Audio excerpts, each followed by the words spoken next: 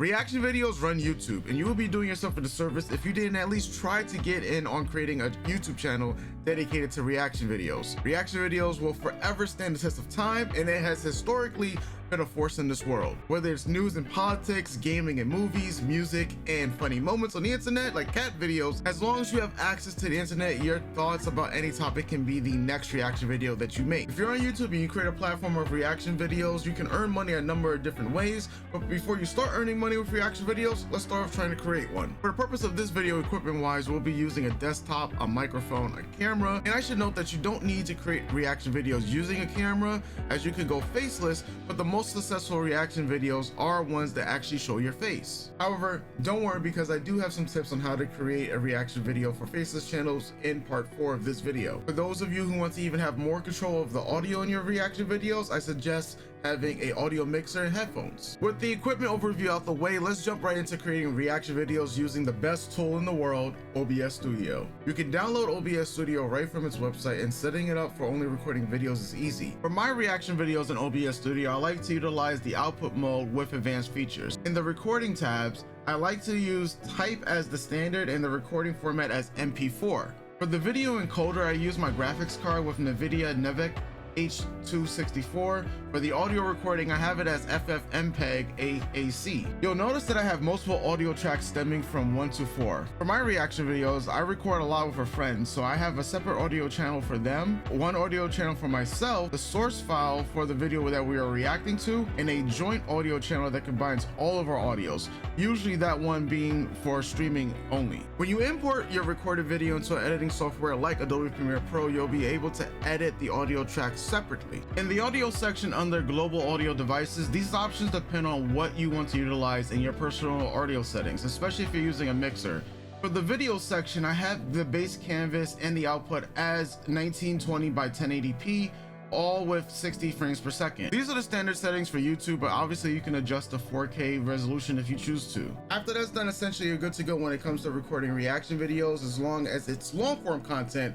But what if you wanted to go a little further beyond? Not only is this video about how to create reaction videos, but it's also about how to also maximize your profits. So what better way than having a plugin that can also record your long form content at the same time you're recording your short form content. There are a few vertical plugins on the market. However, the one that I've been using for the last 2 years has been the Atom vertical plugin. Essentially, using this plugin makes it so that you won't have to manually edit the long form video into a YouTube short format yourself. And as you guys can see here, one of the best parts of this plugin is that you're able to just use your settings that's already set up in OBS, as we just went through. But what if I told you you could take this even a step further by using another plugin called Source Record? This plugin allows you to record the sources within your recording session from OBS into separate instances. This is perfect for those of you who want to have complete and utter control over every aspect of your reaction video that you're creating. Just picture this: from one recording session, you have your reaction video, which is already tuned to what you're going to be watching in one setting.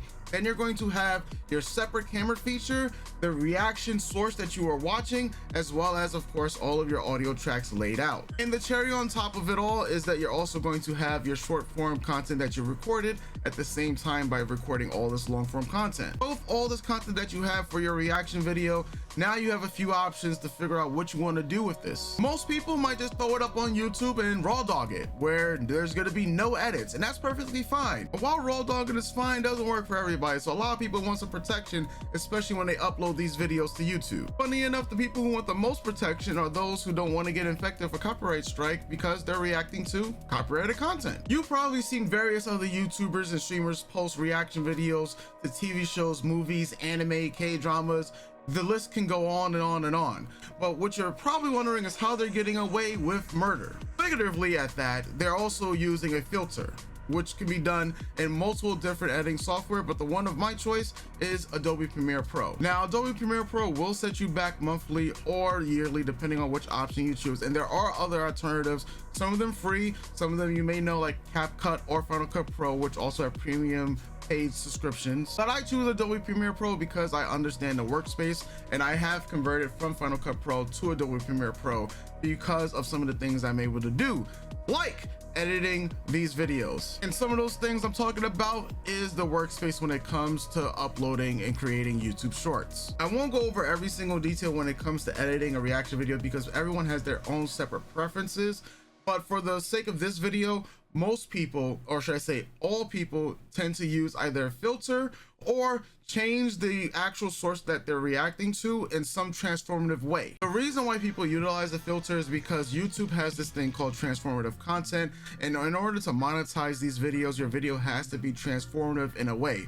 There are several copyright laws when it comes to fair use that a lot of people like to skirt around, but the most effective way has been to use a filter. Whether you're changing the opacity on your video that you're reacting to, or you're making it into an oval shape, YouTube uses a number of algorithms to figure out whether a video is going to be transformative. And even if you do all that, that does not guarantee that you're going to beat the copyright gods, because some people just have strict copyright laws around their material. And yes, there are examples of people who have had zero footage of copyrighted material in their actual YouTube video and still got copyright strike for just talking about it. People are strict with their copyrights, and a lot of people try to abuse YouTube for their own gains at the end of the day. But it's your job as a YouTuber, especially if you're going to be reacting to copyrighted content, to make sure to edit your videos in a way that YouTube deems fit, although those ways seem to constantly change. As I mentioned before, a lot of YouTubers use a combination of filters, but you could also utilize zooms in your video to make your video more transformative. It's been the go-to method for years. I've been on YouTube for about 13 years now, and I've seen the growth of reaction videos, especially when it's involving copyrighted content, and this has worked literally since day one. However, I will tell you that this does not guarantee that it's going to work for your music reaction videos. I know there's a lot of channels out there, especially I have channels that are just geared towards music reactions, and yes, you will still not be able to monetize those videos because, one, it's all about the music, right? And at the end of the day, unless you're going to be changing the actual audio of your video that you're reacting to, well, then you're just creating an entirely new experience. But don't fret, there is a way that you can monetize those music reaction videos, and I'll talk about that in part 5 coming up. But part 4 is how you're going to double down on creating and maximizing this profit with shorts. Now that we're done editing long form content, you have a lot of options at your disposal with shorts, as I mentioned. And I was mentioning beforehand, when you want to go face this, that there's a way that you can actually, profit from this. Most people already know that you can edit your footage that's from long form content into shorts up to 1 minute. YouTube has also introduced a new program for shorts where you can edit shorts that are all the way up to 3 minutes. However, after 1 minute and 1 second, those shorts are now able to be blocked worldwide if it has any copyrighted content in it. So we don't want to have, that type of issue where you got to deal with blocked copyright content. So let's just focus on the videos that are 1 minute and below. You have the option to export and upload the same YouTube short that you created in OBS at the same time you was doing your long form content. Now, what I want you to think about is, do you want to post this on the same channel as the long form content, or do you want to take liberties and post it on a brand new channel? Both options present positives and negatives. If you're going to be posting them onto your same channel as the long form content, then you want to make sure to optimize each and every YouTube short that you do edit to go along with that particular video. And to further maximize this, you can upload those same YouTube shorts to other platforms such as Facebook, Instagram, TikTok, and even Twitter or X, depending on what you call it. The biggest tip I can give you guys is always upload your short form content to YouTube first. And the reason I say upload to YouTube first is because you can get into a situation if you were to upload those short form content to another platform like, say, TikTok or Instagram first, and those videos take off, and then you upload to YouTube last, you can end up in a field where you're going to get hit in the future with reused content and you will be demonetized. That's something that can happen even if you own the content. And I know that something can happen because, yes, it happened to me where I had a video that went viral on Instagram and TikTok before I posted it on YouTube, and then I got hit with reused content even though I owned all the content and I was the content creator doing it. And trust me, you don't want to go through that process, because for me it took 2 weeks for the entire thing in the appeal process, so all that can be resolved. And I also should mention that the shorts algorithm on YouTube is very different from the long form content that's on YouTube, as well as the community post that's on YouTube. Think of that as 3 different algorithms, and they all have these little things that affect each other. So while you can maximize your revenue by posting shorts either on the same channel or a completely different channel, I actually want to tell you a way to how you can triple down, or basically just triple your efforts, possibly even triple your profits in making YouTube shorts. Earlier I mentioned that sometimes a lot of people want to have reaction videos where they don't show their face, but what I also should mention is that for those of you who make reaction videos to copyrighted content, you have another step that you can actually go even further beyond with, and that is basically taking yourself out of the entire video. With this step, I would recommend making a 3rd channel where you just only post faceless clips, either with your commentary and new editing style, or just no commentary and just edited transformative clips. You've already done the work by recording the reaction video to begin with. Now you have an avenue where you can post long form content with your reaction video on one channel, your shorts can be posted on another channel, and then you can funnel that also by taking away and cropping out yourself from the reaction video in your shorts to a faceless clips channel where you have your edits, maybe you've already done them, and now you have your original commentary, because YouTube cares about adding value as well as transformative cuts to these videos for the editing. Right now I'm describing a world which you can have 3 YouTube channels that are monetized just from reaction videos. Remember, you started the process by starting off with a long form video and just reacting to whatever topic or niche that you chose to be in, and now you have doubled down or even now tripled down on creating content. So if you're keeping score, you made 1 recording and you possibly have up to 3 YouTube channels with even a 4th channel possible if you decide to split your reaction content where you're just reacting to the commentary of the exact video with even a review portion. And that review portion can be faceless if you so choose. There is a different audience for people who watch reaction video content and people who watch review content. Perhaps you are part of that audience where you rather watch somebody react to a video, or you rather hear more insight and analysis where somebody reviews that video. But what you gain from that reaction video usually is your first impressions. There are even cases, and I've done this as well, where I would react to a video that I saw years ago and you present it and the packaging is different because you could talk about how this video has aged since you last watched it. You know that case where people have like the Mandela effect? Yeah, that can happen in reaction videos as well. But then we get into the semantics of what exactly is a reaction video, because a lot of people value reaction videos when it's like the YouTuber's first time watching something. And yes, that is part of the allure of, say, a reaction video, but sometimes there are other people out there who have already watched the content and want to just present their new thoughts about what they are reacting to. And all of this is possible when you remember the other plugin that I told you about, the source recorder, where you can take any of those instances that you filmed, and now you have a faceless channel if you didn't want to use your face in a reaction video to do your review style commentary videos. And I can even tell you about the 5th option, but I feel like we're probably stretching it thin, because a lot of people who aren't into recap videos probably would only be into reviews or reactions. And yes, recap videos do make a lot of money on YouTube, because sometimes people don't want to sit through 16 episodes of a series and spend like 16 hours where they can pretty much get all that information in about 30 minutes to an hour. But remember, if you're the person who is recording 16 episodes of a TV series and editing it down into multiple videos for a reaction channel, well, that's a lot of content that you have at your disposal. But with all this content that you have, let's talk about how to truly maximize your profits with it, and that's using a platform like Patreon. Now that we've already established this reaction video industrial complex, Patreon is a way that multiple YouTubers have utilized in order to grow their earnings every single month. There are YouTubers right now who are earning 4 to 6 figures a month from reaction videos, whether it's in the music field or the TV and movie field itself. Some people just take the raw footage for what they reacted to and just throw it up on Patreon.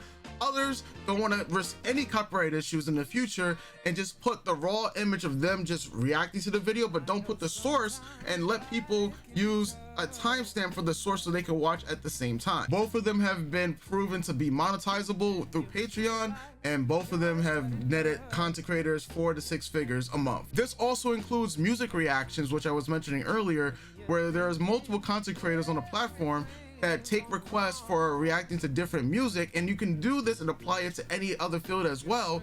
and they get paid upon the tiers that they have listed. When you think about it, Patreon is one of the best ways to monetize your reaction videos. So if you are thinking about having up to almost 5 YouTube channels that are in the AdSense program, and you have a Patreon, that's 6 different revenue sources. But for those of you that don't want to count multiple YouTube channels as different revenue sources and just count Google AdSense as one, that's perfectly fine too. But what about those YouTube shorts? A lot of people know this already, that YouTube shorts do not earn as much money as long form content. That's been historically true. However, there is a way that you can monetize those YouTube shorts, especially if you are starting to earn over 1 million views a month, because a music sponsorship is where it's going to be at. With a music sponsorship, you can take your earnings, even if your channel is not monetized yet. If you're still earning around 1 million views a month or so, these music sponsorships will like to take on your channel because you'll be able to use their copyrighted music and earn a percentage. That percentage can be anywhere between 10 cents, 20 cents, even 40 cents per certain music. And what that does is allow you as a YouTuber to possibly take your earnings to almost 50 to even 60 to 75 cents per 1,000 views. With what I've already discussed, technically you have up to 2 shorts channels. One with your reaction videos for your reaction shorts, and another one with the clips that you've already edited down. And both those channels can utilize the same music from that music sponsorship for your videos. So right now we're living in a world where you're earning money through Google AdSense, earning money through Patreon, and earning money monthly through music sponsorships. Obviously there are more ways to earn more revenue through like merchandise, but those things work better the larger your dedicated audience grows. But from what we covered in this video, I wanted to give you an overall view of what can be accomplished from recording one reaction video, especially if that reaction video is in the TV show / movie niche. But I'm still not done giving you guys some tips, because this one is highly important as well. If you're planning to create multiple different channels, please go ahead and make sure that you have multiple different emails for these different YouTube channels, because at the end of the day, the copyright gods may not be with you all the time. And if the copyright gods so decide that your channel needs to go, best believe all the channels that you created under that one email are also going to go as well. And this is a fact that a lot of people don't know when they create YouTube channels. Copyright strikes can happen for any single reason. I don't want to be the bearer of bad news when I tell you that you can have 4 YouTube channels like what we discussed in this video already today, and if you were to get 3 copyright strikes for some reason on your long form video channel, all your channels are going to be deleted because they're all under one email. This is why I suggest people make multiple different emails, which you would have multiple different YouTube channels across those different emails, and you can just give those channels management or ownership in a way, as long as they're not the primary owner. Copyright owners can be very strict. We've seen it happen before where people just talked about an IP and got striked. And trust me, it's a long process to get your channel back from 3 copyright strikes or from termination. So what we've learned, you want to cover your bases, you want to do your research, as well as you want to search people within the niches that you want to do reaction videos with. Whether you're doing finance or reacting to paint drying, there's an infinite amount of content that you can react to on YouTube, as well as multiple ways to maximize your profits while doing reaction video content. And sure, people are going to cry about originality when it comes to reaction videos, but none of the content that we consume would be made without the feedback of countless voices giving their input. So what's wrong with giving your input and wanting to make money off of that? If news reporters can react to murder and get paid for it, maybe the next set of cat videos react to will be buying you a new house.